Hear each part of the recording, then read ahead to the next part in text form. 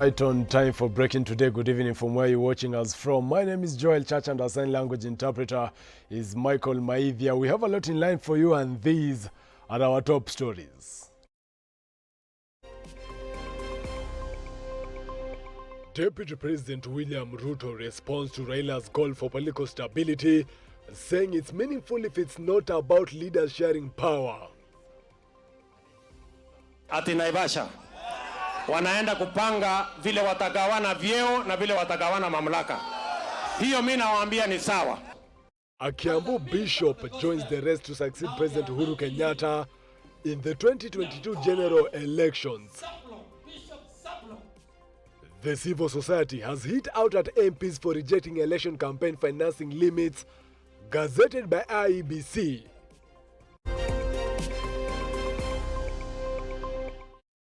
Well, talk to us via social media platforms Switch TV Kenya, Joel Chacha M on Twitter, as well on Facebook, Switch TV Kenya and Joel Chacha. Send in an SMS via 111 We begin with matters politics. Deputy President William Ruto has responded to ODM leader Raila Odinga's calls for political unity and stability, stating that it can only be meaningful if it's not about leaders sharing power. Instead, Ruto says the stability and the unity of a nation is built on a platform where every citizen can be the best they can. Our reporter Flora Lemuki filed the report.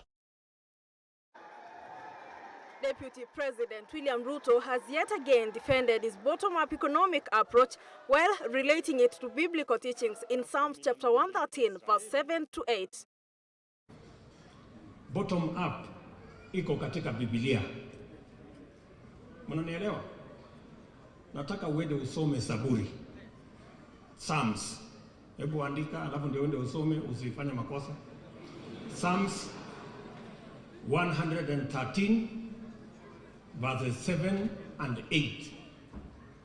Neno la Mungu katika Zaburi inasema Mungu aliye mbinguni atamtoa mtu mnyonge mavumbini, na Mungu atamfanya mtu fukara na maskini waketi meza moja na wafalme. Ruto has also responded to ODM leader Raila Odinga's call for political unity and stability, stating that it can only be meaningful if it is not about leaders sharing power. The second in command says that he is not baffled by leaders ganging up against him and challenged them to present their ideas and agenda to Kenyans. Sasa nasikia wanaenda kule ati Naivasha. Wanaenda kupanga vile watagawana vyeo na vile watagawana mamlaka. Hiyo mimi nawaambia ni sawa. Lakini sisi tumepanga vile tutabadilisha uchumi kuanzia chini. Ndio tunasema bottom up. Speaking today at St. Francis of Assisi Catholic Church in Kawangware, where he attended a church service, Ruto says that the stability and unity of a nation is anchored on the common mwananchi. The stability and unity of a nation is built on a platform where every citizen can be the best that they can. Ruto's allied members of parliament have also backed his sentiment, saying that an economically stable country will further lead to a united country, and at the same time they have called out leaders fueling tribalistic campaigns. Tunataka sisi tuambie economic empowerment yetu, model yetu ya bottom up ya kusaidia wananchi wa chini kuenda juu. Wao watuambie agenda yao ya power sharing na trickle down ni gani nzuri kuliko gani nyinyi wananchi mtaielewa, si ni kweli? Is to mobilize people not along their ethnic lines but to mobilize people along common and shared agendas of economic prosperity. William Ruto has also emphasized that leaders should focus on issue-based campaigns as the electioneering period hits the fan. Deputy President William Ruto has continued to defend his bottom-up economic model, saying that this is the real deal for the common mwananchi as it focuses on empowering small and medium enterprises in the country. Flora Lemuki, Switch TV, Nairobi. Thank you, Limuki. Moving on, Bishop Zablon Karanja Mbugua of United Pentecostal Church International, that is a UPCI, has joined the race to succeed President Uhuru Kenyatta in the 2022 general elections. Zablon, who hails from Kiambu County, says he is reaching out to all Kenyans, including those that have resolved not to vote because they don't see a credible candidate. Majibu Kisao with more. The cleric, who was born in Kamushege area in Githunguri constituency in Kiambu County, is reaching out to those who have not yet decided who to vote and telling them that he won't let them down. According to Bishop Zablon Karanja Mbugua, nothing is impossible until you think it is. I present myself as a presidential candidate in the upcoming 2022 general election. Today, our nation is at a divining moment when we are at war against economic downtrend and a broken aspiration. He said he's still considering over the political outfit that he will ride on to State House, and just like other politicians seeking the gearing up for the top seat, Zablon Karanja said that his focus will be empowering Kenyans from the bottom of the economic pyramid. My government, once elected, will work towards a kneel down with clear working policies out on gainful means of livelihood for all, sustainable health care for all, and infrastructure for general advancement for all. Zablon said that he will offer the country the leadership that many politicians have failed to and ensure that his administration will be development-oriented. Majibu Kisao for Switch TV. Meanwhile, civil society groups of Kenya have rallied against parliamentarians for rejecting campaign funding limits published by the Independent Electoral Boundaries Commission (IEBC). The groups have complained that uncontrolled spending will continue to deprive voters and candidates in election processes in the country. Robert Ouma filed the story. The groups, which includes Transparency International Center for Multi-Party Democracy, ILOG, FIDA Kenya, Mzalendo Trust and Kriko, have said that if the spending weren't regulated, there would be a no level playing field, and as such, they would just fuel corruption and unfair electoral practices that will hinder effective participation. If we do not regulate the use of money in the forthcoming 2022 elections, incidents of voter bribery, electoral violence, and other electoral malpractices will continue unabated. The group has also defended the electoral agency, saying that it acted within its mandate by presenting the spending limits set by the law, and at the same time urging lawmakers to adopt them. Parliament needs to speedily consider and enact the Election Campaign Financing Amendment Bill 2020, which seeks to address concerns raised by Parliament in 2017, whereof they cited the Act as unimplementable. Notably, these two would have informed further review of the 2016 regulations. They have also refuted claims by a section of ODM party members pushing for the removal of the IEBC chairperson Wafula Chebukati before the 2022 general elections. Njia za kumtoa chairman wa IEBC ni njia mbili peke yake. Njia tatu peke yake. Either tenure yake imeisha na hiyo bado, ama yeye mwenyewe ajiuzulu ama afe. Na ya tatu ni njia ya kutumia koti, ambapo tunampata na hatia fulani katika usimamizi wa uchaguzi, kwa hivyo tunampeleka kotini na anaondolewa.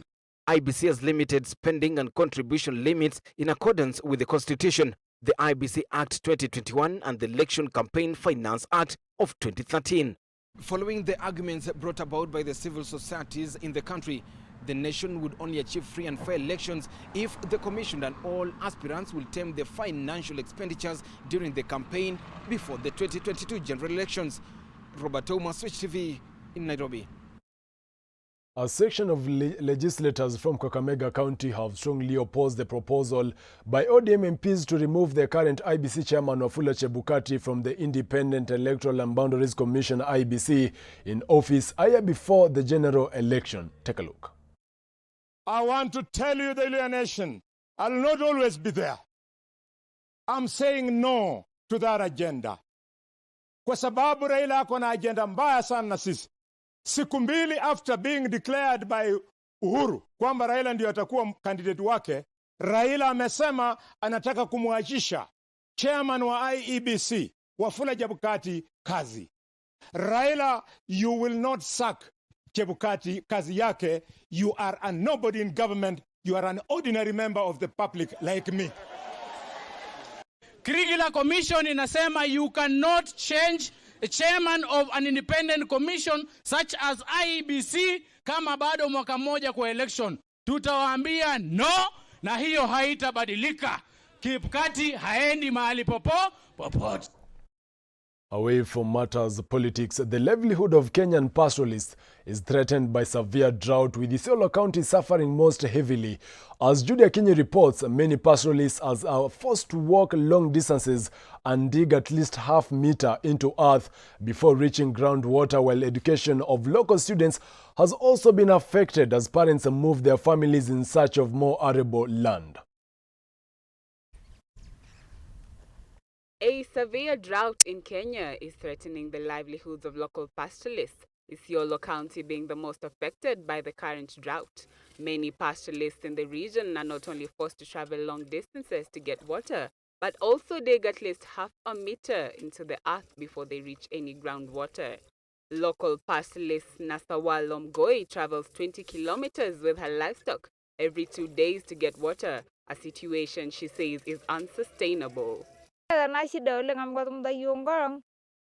We've been heavily affected by the drought. Water has become a huge problem.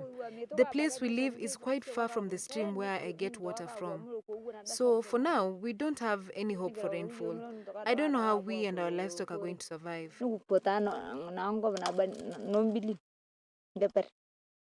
Education of local students has also been impacted by the drought, as parents move their families in search of more arable land. According to teacher Philip Lekodoe, there used to be 43 students in his class, but many of them have dropped out because of the drought. Only 15 now are there. The others have just gone away because of the parents have moved away to look for pasture for the animals. The Food and Agricultural Organization of the United Nations recently signed a plan entitled Anticipatory Action and Response Plan for Pastoral and Agropastoral Communities, with the Kenyan government to help local farmers and pastoralists cope with the natural disaster. The current drought situation is really alarming, and within a very short time it can really slide to emergency. So far the government together with FAO are providing the support in terms of some cash transfers.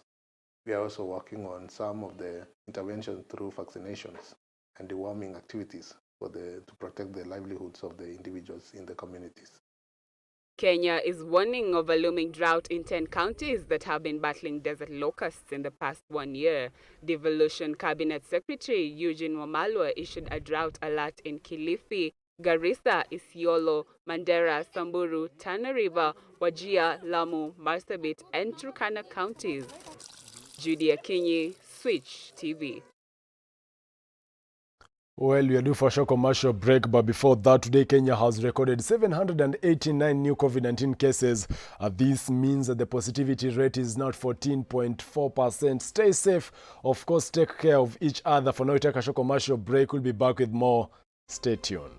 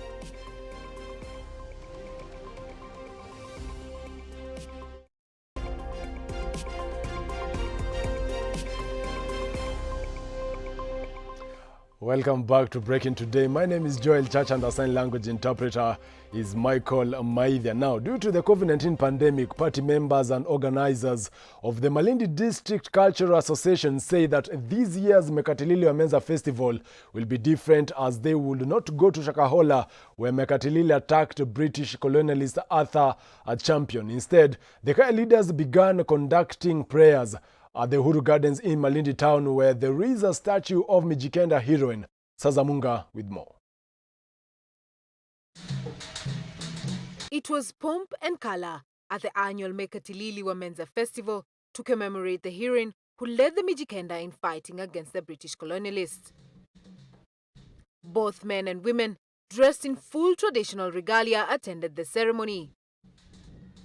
Joseph Karisa Mwarandu, who is the Malindi District Cultural Association Secretary General, said in the previous years the festival used to attract hundreds of people, but since last year the number has reduced. Mwarandu says this year they're celebrating the festival differently by walking to Malindi town and distributing face masks. Tunataka amani pia, kwa sababu Mekatilili ni mtu ambaye ni mtu wa amani. Sababu ya kupigana alikuwa anataka haki kwa watu wake. Na tunavyoona ni leo kwamba kuna shida ya wazee kuuawa kwa hutuma za uchawi. Hilo ni jambo ambalo tutalizungumzia pia katika hii parade yetu ya leo. Kazungu Hawerisa, a Kaya elder, says the festival was important as it reminds the world of the Mijikenda heroine Mekatilili wa Menza. He, however, called on both the county and national government to ensure they honor the heroine by ensuring there is a statue at the gateway of Kilifi and at the capital city of Nairobi. Ombi langu ni kwamba vijana, wazee, tukumbatie hii siku ya kumwenzi huyu mama, ili tuone na sisi tunaheshimika kama wengine wanavyotambua mashujaa wao. Stanley Kiraga, the founder chairman of Madka Stanley Kiraga, however, asked the community to embrace the Mekatilili wa Menza Festival because it is one way of preserving the culture and ensuring its continuity. Hii sherehe ni sherehe yenu, ni sherehe ya jamii, ni sherehe ya kila mtu kuikumbatia na kuiendeleza, kwa sababu leo wale ambao wameshikilia wako hai, lakini kwa wakati huu ambao hawajulikani ni wakati ambapo yoyote anaweza kuondoka wakati huu. Basi ikiwa watu wale ambao wameshikilia wameondoka, je, sherehe itaendelea?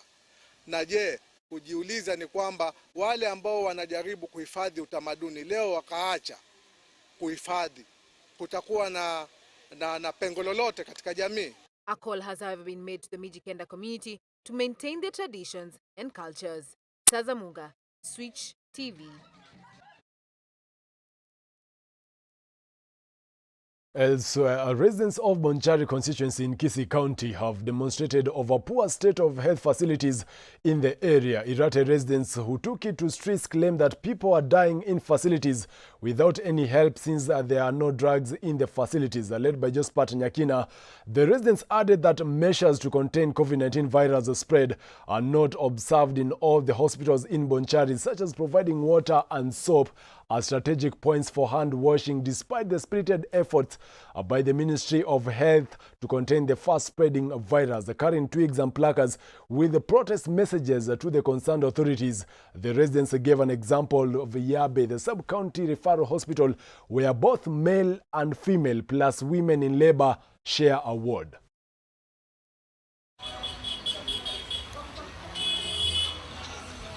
I want to be very specific that this hospital is not working anymore.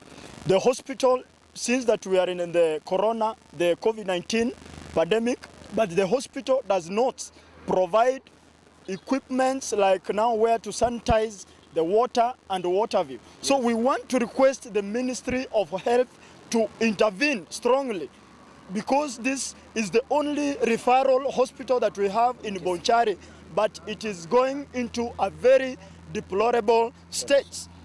We are very saddened by the Kisii County government, which has sidelined the sub-county hospital, whereby it was given 46 million to help the hospital. Iyabe sub-county hospital has only one ward, which serves both men, women, and delivery. The hospital has no drugs. Patients, inpatient, outpatient are dying daily. We cross borders and now tension is high in Kabul, the capital of Afghanistan, as the Taliban and Afghanistan government officials continue to negotiate for a peaceful transfer of power. Taliban troops have surrounded Afghanistan's seat of power today, but promised not to attack as handover talks are underway. Our reporter Brian Mwenda explains the situation at Kabul, Afghanistan. Over the past few days, the Taliban have taken 26 of Afghanistan's 34 provincial capitals. The armed group now controls an estimate of 65% of the country's territory. At least 244,000 people have been internally displaced since the beginning of May, when Taliban group began multiple offensive against the Western-backed Afghanistan government. Following these attacks and subsequent takeovers, there has been need for peaceful talks and transition of power. As the talks continue, Taliban fighters have reached the outskirts of Kabul. However, the Taliban group has said it has instructed its fighters to refrain from violence and offer safe passage to anyone wishing to leave Kabul. The Afghanistan government has signaled that there is negotiation underway to avoid bloodshed in Kabul and transition of power.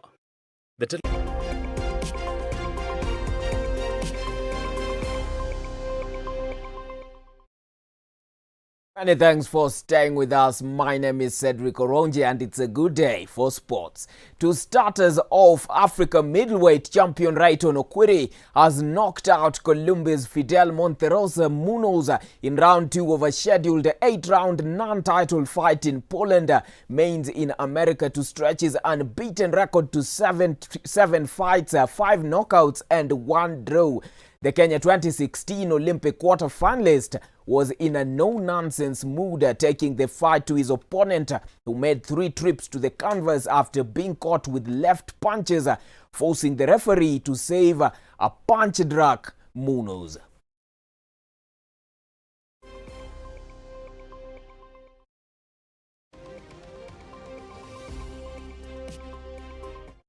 Now, the 5th round of the KCB Kenya National Autocross Championship got off